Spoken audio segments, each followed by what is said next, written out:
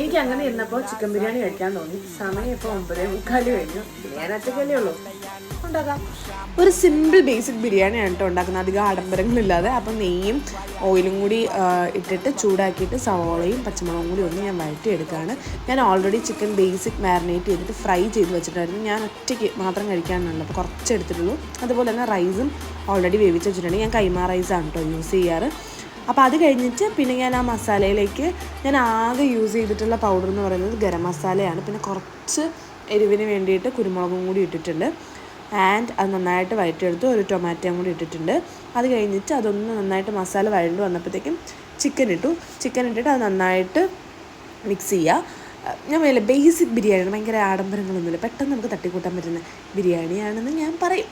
അങ്ങനെ അത് കഴിഞ്ഞിട്ട് നമ്മുടെ മസാല റെഡി ആയിട്ടുണ്ട്. അതിന് മുകളിലേക്ക് നമ്മൾ റൈസും കൂടി ഇട്ട് കുറച്ച് നെയ്യും കൂടി ഒഴിച്ചിട്ട് കുറച്ച് നേരം അടച്ച് വെച്ചിട്ട് കഴിക്കാം.